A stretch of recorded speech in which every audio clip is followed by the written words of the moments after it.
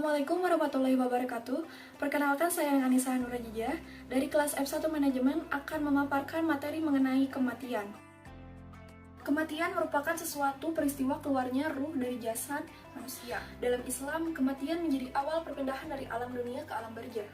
Roh manusia yang wafat akan tinggal di alam barzah hingga kebangkitan manusia dari kuburnya saat kiamat kelak.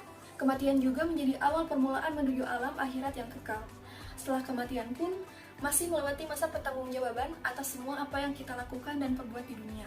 Di dunia ini, makhluk yang bernyawa pasti akan mengalami kematian, suatu kejadian yang rahasia bagi kita kapan dan di mana itu akan terjadi. Hanya Allah Subhanahu wa Ta'ala yang Maha Tahu dan Maha Kuasa yang mengetahui kematian makhluknya. Hanya saja dalam dunia nyata, banyak yang mengabaikan tentang kematian itu. Kita sering lalai bahwa kematian itu pasti akan datang. Kita terlalu sibuk dengan hiruk-pikuk dunia, gemerlap dunia, keindahan dunia, kenikmatan dunia sampai kita lalai. Sehari-hari kita hanya meluangkan sedikit waktu untuk beribadah kepada Allah Subhanahu wa Ta'ala.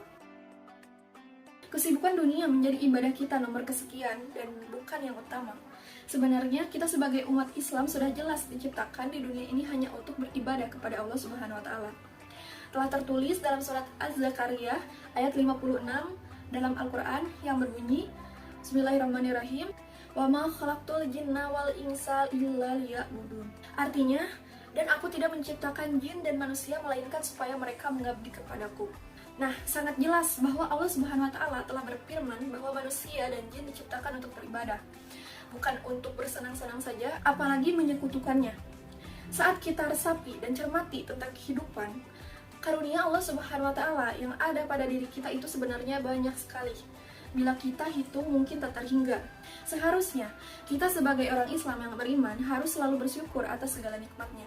Walaupun itu sedikit atau banyak, susah atau senang, itu wujud ketaatan kita kepada Sang Cipta.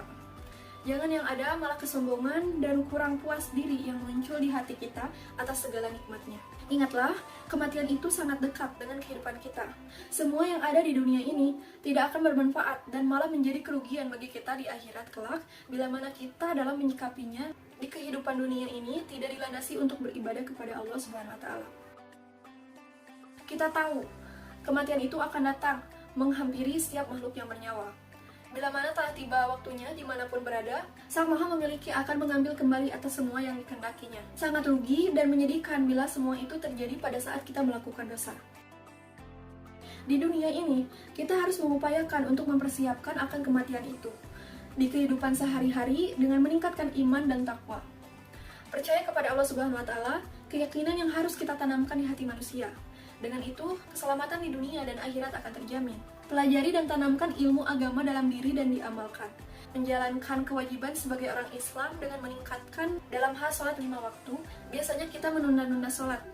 Kita usahakan untuk sholat fardu di awal waktu, puasa Ramadan, zakat dan memperbanyak amalan-amalan sunnahnya. Seperti sholat tahajud, puasa sunnah, ziarah kubur, menjenguk orang sakit, dan masih banyak lagi. Tetap istiqomah dalam menjalani dan menghadapi cobaan di dunia. Di saat kita diberi kenikmatan, kita harus ingat untuk mengucapkan syukur kepada Allah Subhanahu wa Ta'ala.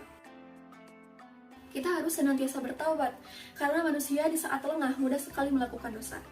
Mohon ampunan, Allah Subhanahu wa Ta'ala akan menjadikan kita sadar bahwa manusia itu lemah. Semua itu akan menjadi pengingat bahwa kematian itu pasti akan datang dan pastinya tanpa pemberitahuan. Maka dari itu, agar kita selalu terjaga dari perbuatan dosa saat menghadapi kematian itu. Sisa umur kita hidup di dunia ini, marilah kita isi dengan amal-amal ibadah. Karena semua amal-amal ibadah kita sebagai persiapan bekal di kehidupan akhirat kelak. Karena kehidupan di dunia ini hanya sementara dan akhiratlah yang kekal. Kita hidup di dunia ini akan kita pertanggungjawabkan kelak di akhirat. Bukan harta tahta yang akan kita bawa, tapi amal ibadah di dunia yang akan menyelamatkan kita di akhirat kelak. Maka, mulailah dari sekarang berlomba-lomba di dunia dalam kebaikan dan menjauhi perbuatan dosa. Semoga kita menjadi orang yang beruntung di dunia dan di akhirat. Baik, itulah materi yang saya sampaikan. Mohon maaf bila ada kesalahan. Wassalamualaikum warahmatullahi wabarakatuh.